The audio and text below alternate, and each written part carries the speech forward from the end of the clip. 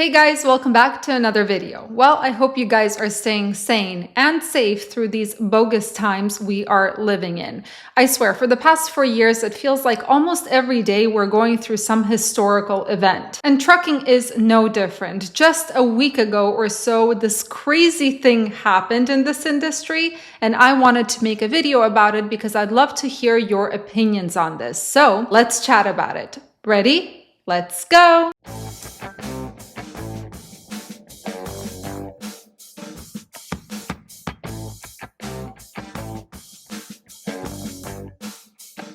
We know that in this industry, when a holiday falls on a weekday or especially in the middle of the week, things get a little bit crazy. Carriers start panicking trying to find loads to book for the long weekend or whatnot, while brokers are trying to secure capacity to move those loads. Well, this 4th of July was a little bit more interesting. A few days before the 4th of July this year, 22 brokers, at least that is the number that's being reported at the moment, found themselves in deep doo-doo. So what happened? Well, let's talk about a carrier, an Illinois-based carrier called Agility Express. This company was formed in September 2017 by Serge Kutsko, and I know there are going to be a lot of comments about the name, but it's affiliated with not one, not two, but over 24 other carriers. So what did this company do? Well, according to FreightWaves, which is actually the only news outlet I found reporting this, they say this company and its affiliates targeted specific brokerage companies a few days before the 4th of July holiday and are holding 36 confirmed loads hostage until ransom demands are paid.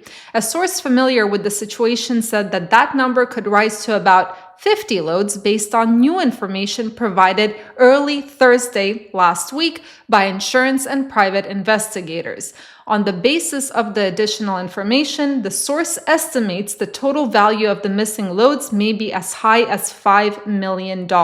Now, you might be thinking, because that's what I was wondering, how the heck did these brokers not catch the fact that Agility Express is affiliated with over 24 other carriers? Because they actually did not catch that red flag. And it's insane to me considering how difficult it is to get set up with some brokers, because either you don't have enough inspections or you have some violations on your CSA score, or maybe your fleet size is too small, or you haven't done a load in the past 2 weeks with this broker, so you're automatically banned. Of course, I'm being sarcastic here.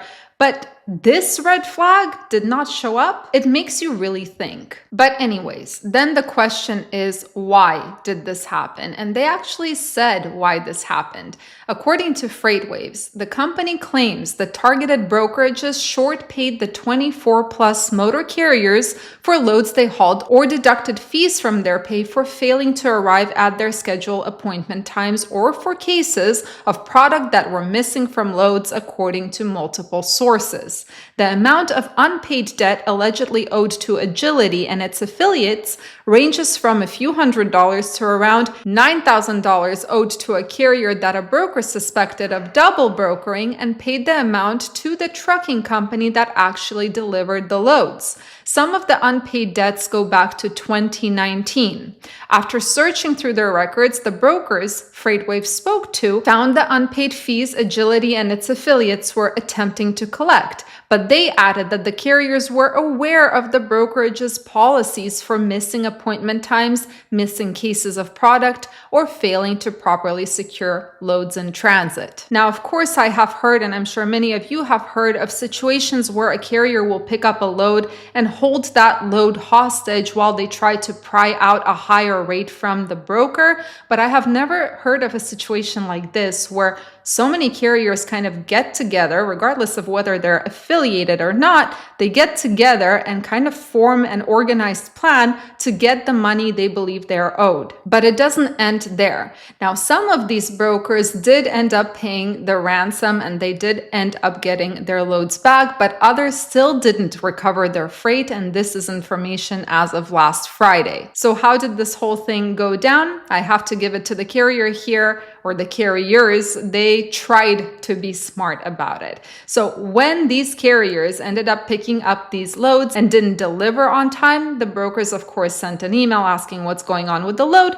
And all of these brokers received an email which stated something along the lines of, your brokerage owes us this much money. You will send it immediately via ComCheck before continuing negotiations on how to get your freight back. Christ, it sounds like something from a blockbuster movie, I swear. But it doesn't end there. Agility Express, along with its affiliates, also sent a settlement as well as a release agreement when the broker did agree to pay the ransom. Now, if you're curious about this agreement, according to FreightWaves, this agreement was described as a civil dispute that has arisen among the parties regarding the broker payments due to Agility not receiving reimbursement for services provided by Agility to broker per contract. Other caveats in the agreement state that the broker agrees not to file any insurance claims once deliveries are made and won't file reports to Carrier 411,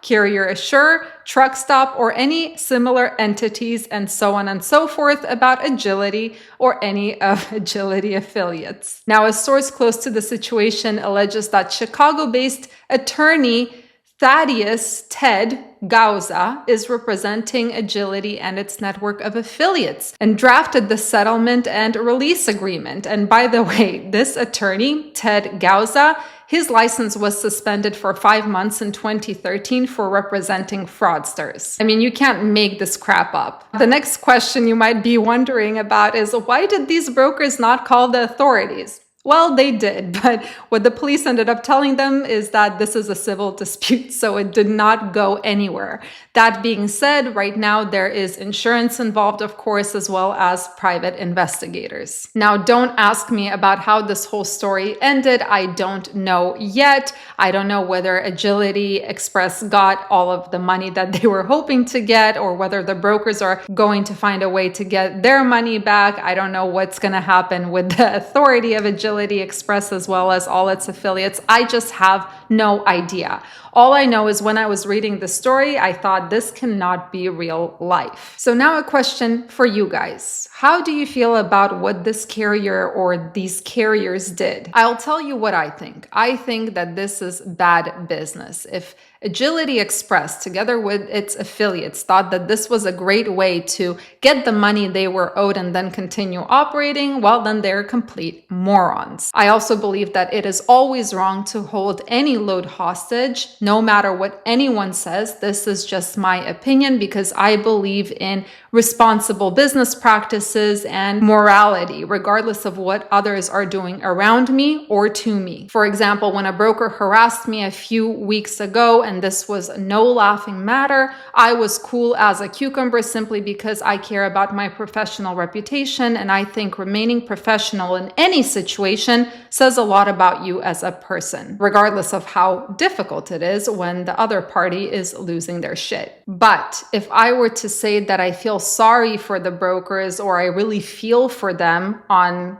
any level, I would be lying. That's just the human in me. Unfortunately, I'm not a robot, and while I try to be moral and I try to be responsible when it comes to business, of course, I cannot control my feelings here. So now it is your turn. I'm very curious to hear what you guys think of the situation. Anyway, guys, thank you so much for joining me and watching today. I hope you have a fantastic week ahead. Stay safe, stay sane, and stay healthy. See you in the next video.